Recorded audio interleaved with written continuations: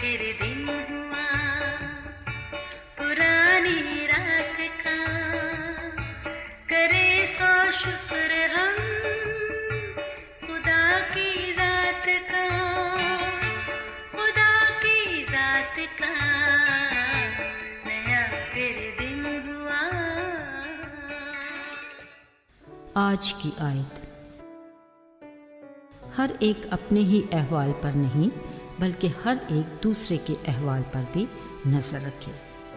फिलिपियों 2:4 आयत। अजीज़ों, मैं, मेरा और मेरी ऐसे अल्फाज हैं जो हमारी गुफ्तगू में सबसे ज़्यादा इस्तेमाल होते हैं। असल में ये अल्फाज हमारी अना और ख़ुद परस्ती के ज़ुमरे में आते हैं। अक्सर होता ये है कि गुफ्तगू का मौजू कुछ भी हो, हम बात पलट कर इसे खुद और ख़ुद से जुड़े रिश्तों पर ही ले आते हैं। हत्ता कि खुदा से बात के दौरान भी हम बस अपनी ही ज़ात और अपने अहल खाना के अलावा और किसी के लिए कुछ मांगते नहीं। याद रखिए, ऐसी खुदगर्जी खुदा को पसंद नहीं। इसलिए उसने कहा, अपने ही अहवाल पर नहीं बल्कि दूसरे के अहवाल पर भी निगाह रखो। खुदा चाहता है कि जैसे वो हमारे साथ मोहब्बत का रिश्ता उस्तवार रखे हुए है, हम भी उसी मोहब्बत के ज़ेर असर एक दूसरे का ख्याल रखें, एक दूसरे की फ़िक्र करें और मददगार हों। अज़ीज़ों, यीशु मसीह की ज़मीनी ज़िंदगी हर लिहाज से हमारे लिए बेहतरीन और मिसाली है। ऐसे वाक़यात जिनसे हम अपनी ज़िंदगी के लिए रहनुमाई हासिल कर सकते हैं।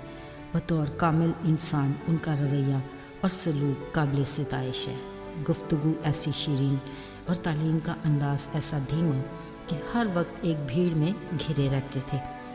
मुआज़ाती क़ुव्वत की बदौलत परेशान हाल लोग अपने बीमारों को उनके पास लाते, वो इनका ख्याल करते हुए इनको शिफा देते, जो खुशी खुशी अपने घरों को लौट जाते।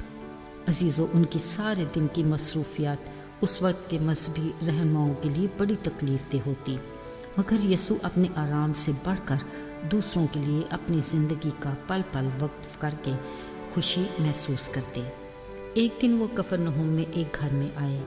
जैसे ही ये खबर आसपास फैली, इतने लोग जमा हो गए कि दरवाजे के पास भी जगह ना रही। वो जिस अपनायत से तालीम देते, लोग उतनी ही दिलचस्पी से सुनते।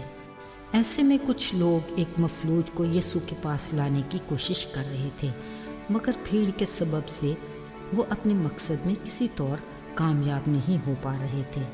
पर उन्होंने भी हिम्मत नहीं हारी। उन्होंने बड़े तरीके से उस घर की छत को उधेड़ कर मफलूज की चारपाई को नीचे यीशु के सामने लटका दिया। अजीज़ों, ये काम आसान नहीं था, मगर मफलूज की मदद करने वाले चाहते थे कि वो बीमार हर सूरत शिफा पा जाए। यीशु ने उनका ईमान देखकर मफलूज से कहा, बेटा जा, तेरे गुनाह मुआफ़ हुए। ये सुनते ही मफलूज उसी पल उठा और उन सब के सामने अपनी चारपाई उठाकर चला गया।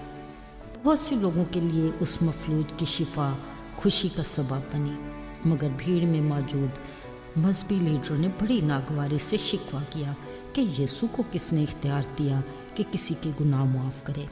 जबकि इसी जुमले को सुनकर वो मफलूज उन सब के सामने शिफा पा गया था। ये पहली बार नहीं, कई बार उन्होंने यीशु को बीमारों को शिफा देते वक्त ये फ़िक्रा सुना था और इसी पर बीमारों को भले चंगे होते देखा था।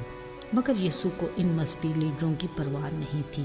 वो मफलूज के साथियों के लिए खुश थे जिन्होंने उसका ख्याल किया और उसे शिफा के लिए यीशु तक लेकर आए। अजीज़ों, अगर हम भी यीशु के इस फरमान को अपनी निगाह में रखें तो हम भी कई परेशान हाल, बीमार या ज़रूरतमंद लोगों को यीशु के पास ला सकते हैं। लेकिन ज़रा ख्याल से, हमारा मुखालिफ इब्लीस भी बिल्कुल यही चाहता है, मगर बड़ी महारत से उसकी सोच इसके बारे में मनफी है। उसका दूसरे के अहवाल पर नज़र रखना असल में ऐबजोई और इल्ज़ाम तराशी के नुक्ताए नज़र से है, जो खुदा के नज़दीक काबिल नफ़रत है।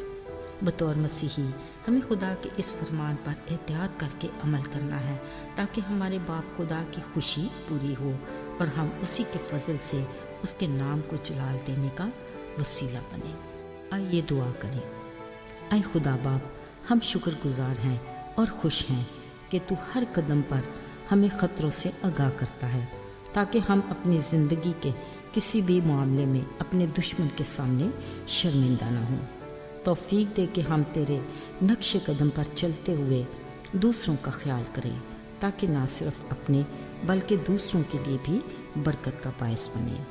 یسوع کے مبارک نام میں آمین۔